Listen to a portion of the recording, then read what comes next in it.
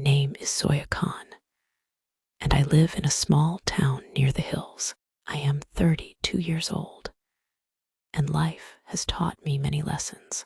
Some lessons came from happiness, others from pain. But today, I want to share a story from my past, a story about a simple blue Dupatta and how it changed everything. A simple beginning. It all began when I was 18. I was just finishing school, full of dreams and excitement about the future. I had big plans to become a teacher. I loved children, and I thought teaching was the best way to make a difference in the world. I lived with my parents and younger brother in a small house near the edge of town. We didn't have much, but we had everything we needed. My mother was a kind woman who worked hard to keep the house clean and the food on the table. My father was a school teacher, and he always told me that the key to success was education. I spent most of my days studying, helping my mother with the housework, and taking care of my brother. I loved reading books, and I always dreamed of becoming a teacher in the same school where my father worked. One day, just before my 18th birthday, my mother gave me a gift. It was a beautiful blue Dupatta made of soft cotton. It had small golden flowers embroidered all over it. It was the most beautiful thing I had ever seen. "I bought this for you," my mother said, her voice warm and full of love. "You will wear it on your first day as a teacher." I smiled at her, feeling grateful and loved. The Dupatta was so special, not just because it was beautiful, but because it came with a promise. My mother believed in me, and she believed that I would fulfill my dreams. The first day, a few months later, I finished school and was ready to take the next step. I had been accepted to a teaching program in a nearby city. The excitement I felt was beyond words. On the day I was leaving for the city, my mother tied the blue Dupatta around my neck, just as she had promised. It felt like a symbol of all my dreams, of all the hopes my family had for me. "Remember," she said softly, "no matter where you go, this Dupatta will always remind you of home." I left with my heart full of hope and my mind full of dreams. The city was very different from my small town. It was busy, loud, and full of new people. I was excited, but also nervous. I had never been away from home for so long. On the first day of my teacher training program, I wore the blue Dupatta with my simple dress. I felt confident as I walked into the classroom. The students in my class were older than I had expected. Some were even older than me. They looked at me with curiosity, and some with doubt. I could see they didn't think I was old enough to be their teacher. But as I started talking, something changed. The students began to listen. Slowly, they started to trust me. I smiled more. I taught with more energy, and I used the lessons my parents had taught me. I knew the path to becoming a teacher was not easy, but I also knew I could do it.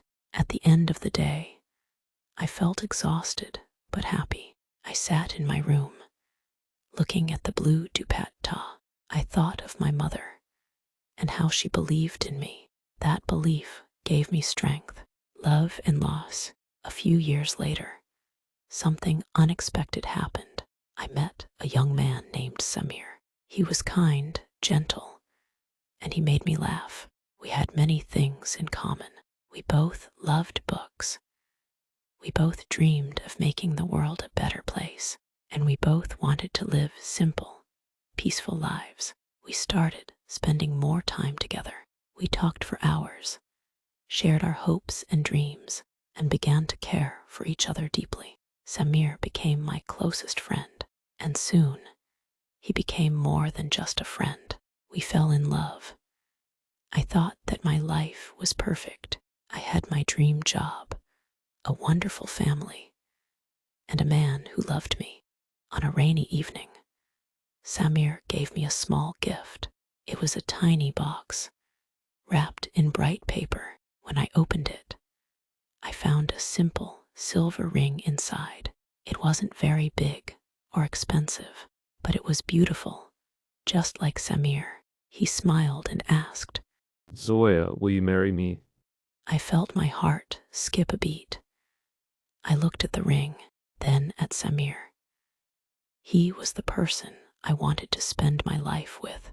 Yes, Samir, I will marry you, I said. We planned a simple wedding. Samir and I both agreed that we didn't need a big celebration. We just wanted to be together. The wedding day arrived, and my family and Samir's family gathered in our small home. We didn't have much, but we had each other. I wore the blue dupatta my mother had given me on my wedding day. As I stood beside Samir, I felt like I was exactly where I was supposed to be. But life, as it often does, had other plans. The struggles. A year after our wedding, Samir's health began to decline. At first, it was just small things, a cough, a little fatigue. But soon, it became clear that something was wrong. He went to the doctor, and we found out that Samir had a serious illness. It was a disease that had no cure. The news hit me like a storm. I felt helpless. I couldn't believe it. Samir was young, healthy, and full of life just a few months ago. How could this be happening to him? I stayed by his side every day, helping him with his medication, cooking his meals, and trying to keep him comfortable. But as the months passed, Samir's condition worsened.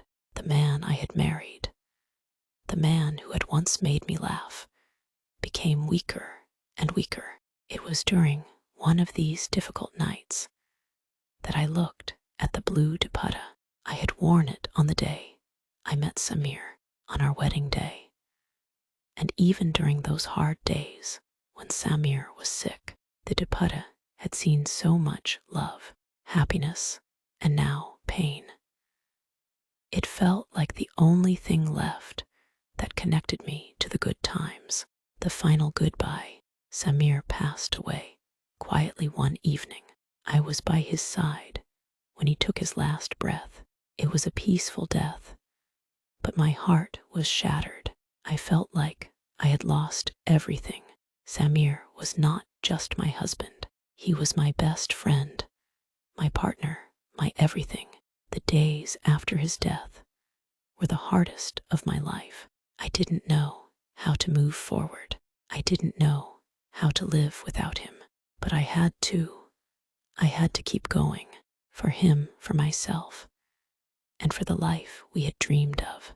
I kept the blue dupatta close to me. It reminded me of all the love I had felt, of the days when we were happy, and of the promise we had made to each other. I knew that Samir would want me to live my life, to keep my dreams alive, and to never forget the love we shared. Finding peace. Years passed, and life became easier. I still miss Samir every day, but I have learned to carry on. The blue dupatta, once a symbol of my dreams, is now a reminder of the love I had, the pain I survived, and the strength I found within myself. I still wear it sometimes, and each time I do, I feel closer to him. The blue dupatta is not just a piece of cloth. It is a symbol of love, loss, and the courage to keep going.